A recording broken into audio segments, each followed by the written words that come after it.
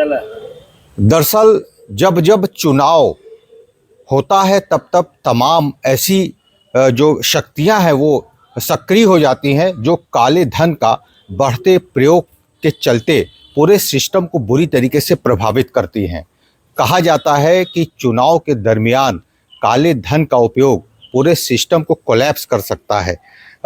कितना असर डालता है काले धन का प्रयोग चुनाव के दौरान? देखिए, काले धन का जो दुरुपयोग आज हो रहा है, हमारे लोकतंत्र की एक तरह से हत्या होना चालू हो गया है। ऐसे ऐसे राजनीतिक दल हैं, राजनीतिक दल भी पैसा लगाते हैं और जो प्रत्याशी उम्मीदवार खोजते हैं उसको भी ये सोचते हैं कितना तगड़ादार हो, पैसा वाला हो, उसी को उम्मीदवार बनाया जाए। जो सामान्य कार्यकर्ता है, सामान्य पब्लिक है, जो गरीब है, जो जनता का समाज सेवा कर रहा है, वो राजनीति में मौका नहीं मिल पा रहा है।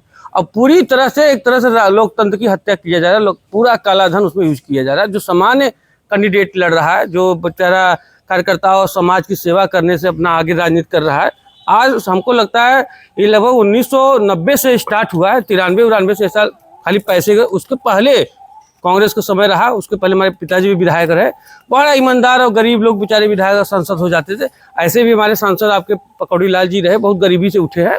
तो ऐसा अब कोई ऐसा नहीं रह गया है कोई सामान्य आदमी कोई विधायक और सांसद बन जाए। कोई काले धन का पूरा उपयोग राजनीतिक दल भी कर रहा है और उम्मीदवार भी वैसे खोजे जा रहे हैं जो ऐसा है।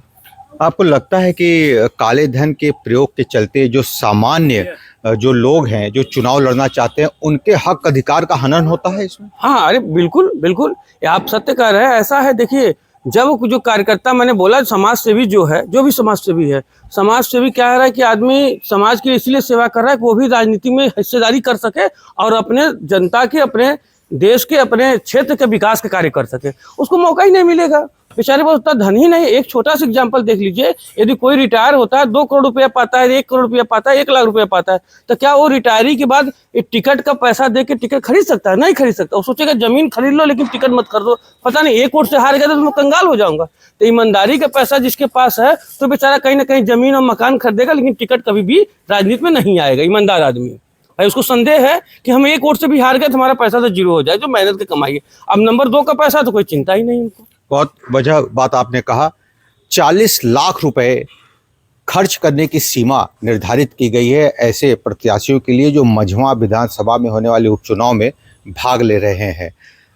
कितना असर पड़ता है काले धन का चुनाव पर? बहुत असर पड़ेगा, बहुत असर पड़ेगा काले धन पे। इसलिए कि गरीब जो है लड़ नहीं पाएंगे।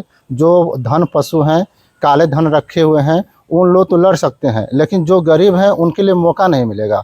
जब उन सामने आएंगे तो पैसे से मार खाए जाएंगे। उन गरीबों की सेवा करना चाहते हैं लेकिन सेवा नहीं कर पाएंगे, काहे कि उनके पास पैसे नहीं हैं, उनके पास काले धन नहीं है, इसलिए वो सेवा नहीं कर पाएंगे। अब ऐसा लोकतंत्र हमारे हत्या हो रही है, जिससे कि लोकतंत्र बचाने में हर व्यक्ति, हर जनता की मजबूरी है। अब क्या कर सकता है, लेकिन काले धन और बाहुबली से वजह से हर गरीब परिवार परेशान रहता है। एक और सज्जन हमारे साथ हैं। आप क्या समझते हैं कि जो काला धन खर्च किया जाता है चुनाव में, या टिकट लेने के चक्कर में जो लोग खर्च करके चुनाव में उतरते हैं, क्या वो ईमानदारी से अपना काम कर पाएंगे या सिस्टम को और ख़राब करेंगे? नहीं, जब पैसे के बल से ही आएंगे तो फिर काम बढ़िया क्या करेंगे। अच्छे लोग हैं, बहुत काम करने के लिए जो आए हैं प्रत्याशी में, मतलब उतरे हुए हैं, मगर उनके पास पैसा का अभाव होने के कारण वो तो कुछ कर नहीं पाएंगे, उनकी हार ही निश्चित है। और जो पैसे के बल पे अपना जीतेंगे वो फिर पैसा ही बनाएंगे, काम थोड़ी करेंगे।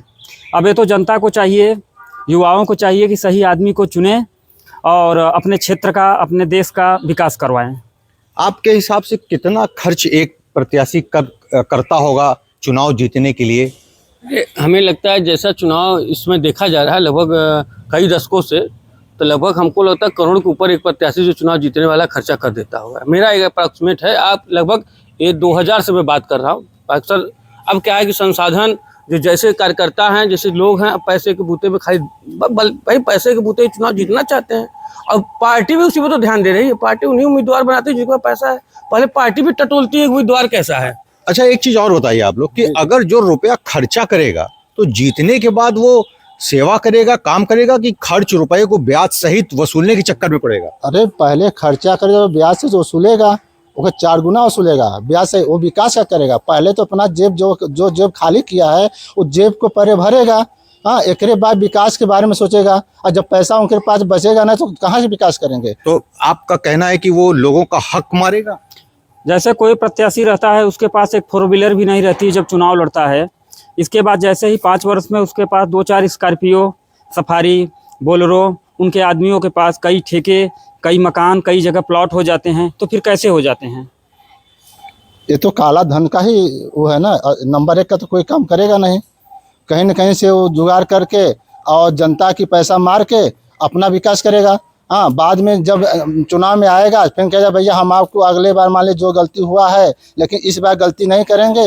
लेकिन उनका बार बार जहाँ से उनको पैसे के बल पे टिकट मिलेगा, हाँ, या अपने का वाला बाहुबली पर टिकट लेके और ई पार्टी वो पार्टी में जाके का बोला तो अपना चुनाव लड़के अपनी पूंजी और अपने बल से चुनाव लड़के और गरीबों की मतलब की मानहानि को खत्म कर देगा, गरीबों के हक को मारेगा। हाँ, गरीबों को मारेगा। होना क्या चाहिए आपके हिसाब से, क्या होना चाहिए? एक छोटा जवाब।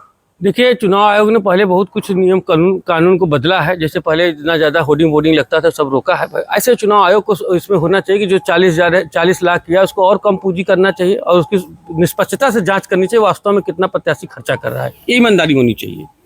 अगर निर्धारित राशि के मुताबिक चुनाव में प्रत्याशियों के द्वारा खर्च किया जाए तो ऐसे तमाम प्रत्याशी जो पूंजी के अभाव में चुनाव लड़ना चाहते हैं उनके सामने कम से कम एक समानता का मौका जरूर मिलेगा।